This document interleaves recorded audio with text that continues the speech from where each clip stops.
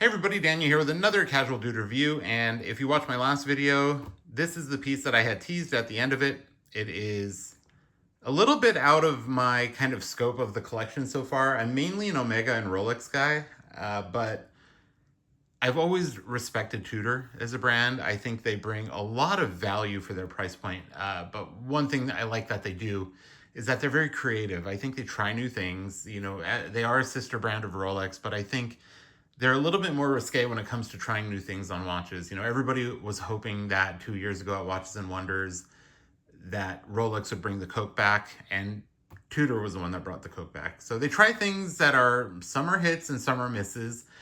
But there is somebody in the watch world who is very respected who put this one on my radar. And I took a look at it and I said, you know what, I think it's time for me to finally get a Tudor. If you know me, I've got a love of aviation, so I have a couple of GMTs. I also have the pilot-inspired Speedmaster, and I also have, I've gotten an Air King, and I've also gotten a Santos Cartier, just because of the aviation history of it all. And so today I'm going to show something that is aviation-inspired. It is a tool watch for aviation, and it is my first Tudor, and I'm extremely excited about it. For the price point, you really can't beat this. It is such a cool watch. Now, it has been out for a little while. I believe it came out in November of last year. But this is the Pelagos FXD GMT, and we'll explain a little about it. I'll tell you what I like and what I don't like about it. Right off the bat, I don't like the box. I wish it kind of snapped into place like the Rolex boxes do. But they're still pretty cool. All the paperwork is down here, and then it's got like this, cool little compartment which you can put straps and the tag in. But let's go ahead and talk about this piece. Let's do a zoom here. Here it is, the Tudor Pelagos FXD GMT. So this is a GMT, as you can see. It does have a 24-hour bi-directional bezel, which I absolutely love, just like a Rolex GMT would. Now, what's cool about this is, first of all, it was inspired by the French Navy. And so you can see you've got the icon here. This is like a piece of canvas that slides up and down here. The watch band is showing up a little bit gray in person, but it's like this kind of dark green. It's very kind of feels like a military watch, which is pretty cool. Now, if you visit the Tudor website to take a look at this, you'll see a lot of kind of like lifestyle shots that show what the watch looks like, on military in the air, on top of like an aviation sectional and everything. So very cool watch. Now, this watch is a grade 2 titanium, so it's pretty light.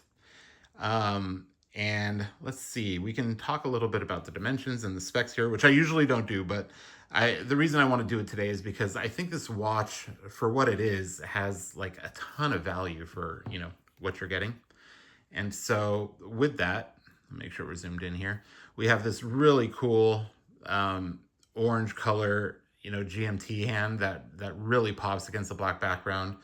The numbers on the bezel and the markers look like they have a little bit of a patina to them, but it's not overdone. Like, it doesn't make it look like they were trying to be something that they aren't, which I like a lot.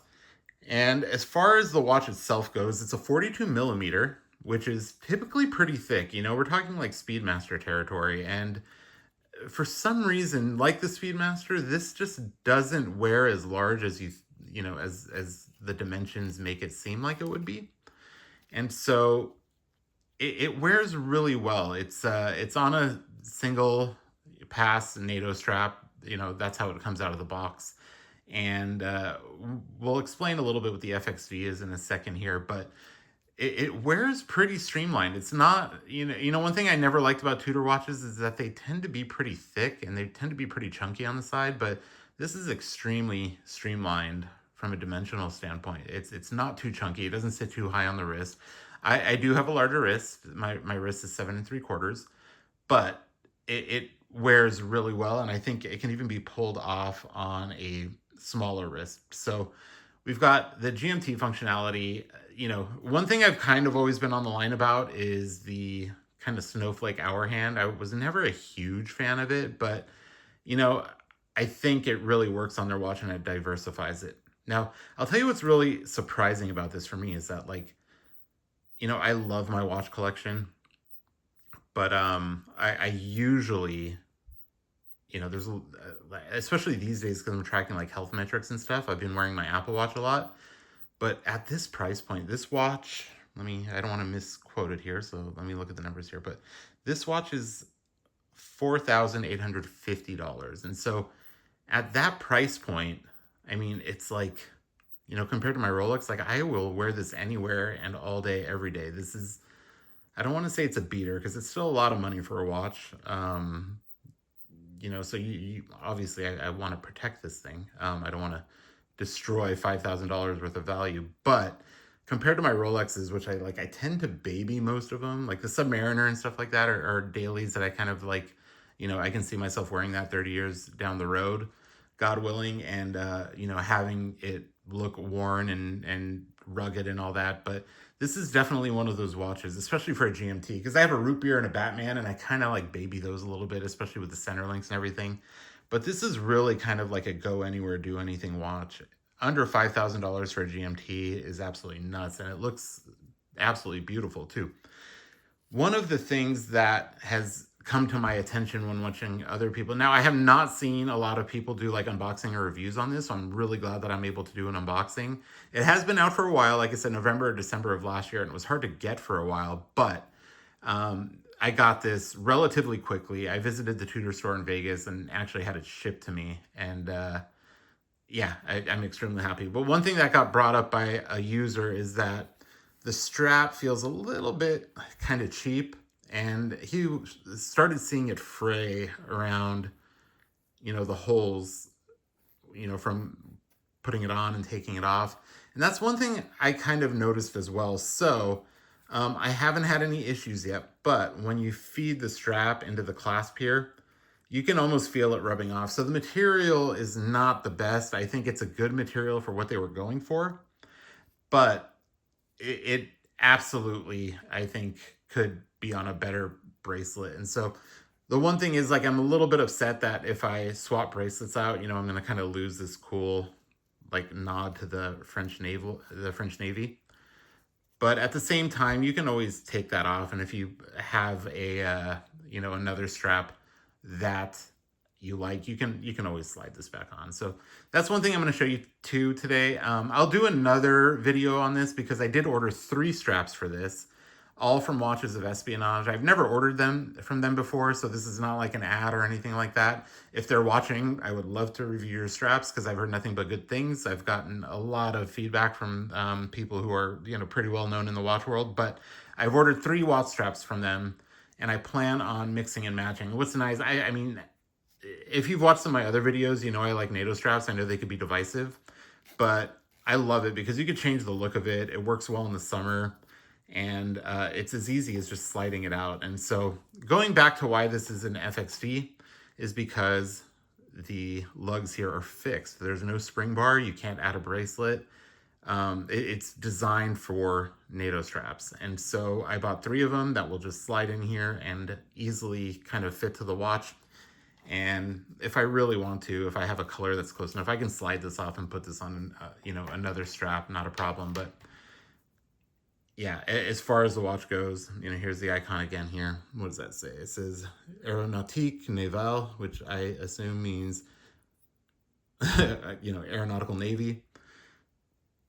I am not native in French, but that would seem pretty obvious. But for what you're getting for under $5,000, this is just such an awesome piece.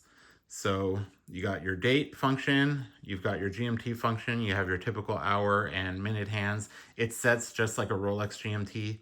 It has a 65-hour power reserve, which is pretty nice. Again, being on a titanium, it is grade 2, which is, totally fine for the price point. I wouldn't expect like a grade 5 titanium at this price. And it makes such a perfect daily. So why don't I go ahead and put this on? I'm going to put the strap back on, and then we'll wear it, and you can kind of see what it looks like on the wrist. Like I said, it is a 42 millimeter, so it is a larger watch, but it doesn't wear as large as you would think. And so we're going to put this on.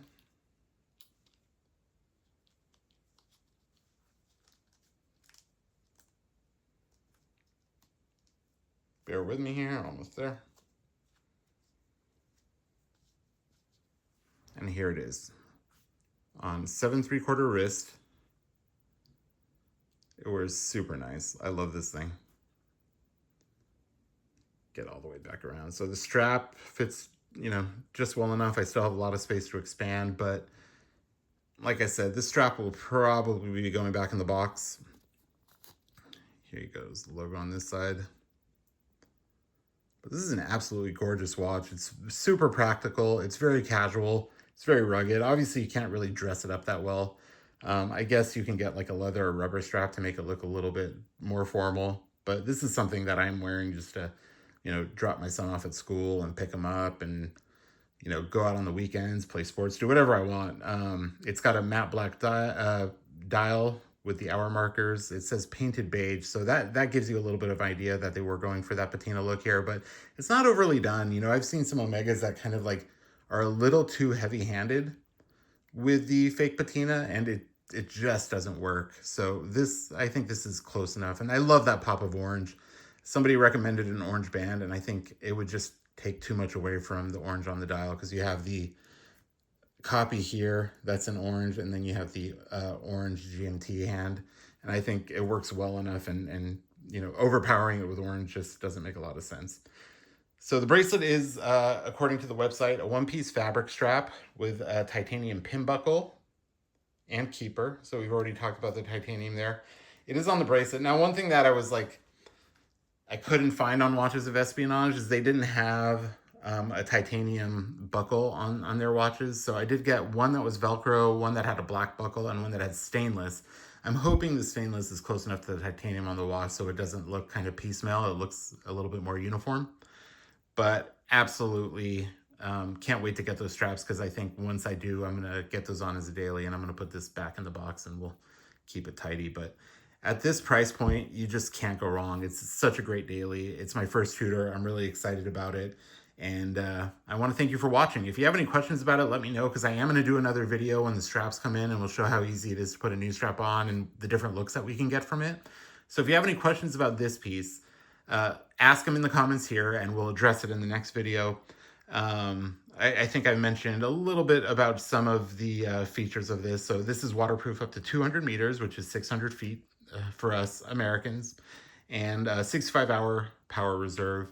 And then, of course, you have, let's see here, lugs 22 millimeters. So all the straps that I got were 22 millimeter straps. The thickness of the watch is 12.7 millimeters. Again, pretty streamlined for a Tudor. Now, you do increase that size a little bit with a NATO here. Some NATOs are double pass and some are single pass. So I tried to stick with a single pass so we're not making it too thick on the wrist. We don't want it popping out too much, but 12.7 millimeters is a great size for a Tudor. I think keeps it real streamlined and keeps a 42 millimeter watch looking, good on the wrist. You don't want to have like an 8-inch wrist to pull this off. Sapphire crystal. What else do we have here? The movement is COSC and META certified, which is nice. Self-winding mechanical movement with bidirectional rotor system and integrated GMT function, which we've already kind of discussed here and is pretty obvious by the style of the watch. And I think that's it. I think we've covered everything that there is to know. But yeah, so this one blindsided me. Like I said, it was recommended by somebody I really respect in the watch industry, like personally recommended to me. And I looked at it and I said, okay, this is going to be the first Tudor, and it is. And I got it on Saturday. Today is Monday, and I've worn it every day since. And I really think I'm going to wear this a lot because, I'm not too worried about scratching it or dinging it up. It's like meant to look rugged. It's under $5,000. And so this is going to be definitely a wear and enjoy watch. So thank you so much for tuning in. Thank you for sharing my first Tudor experience with me.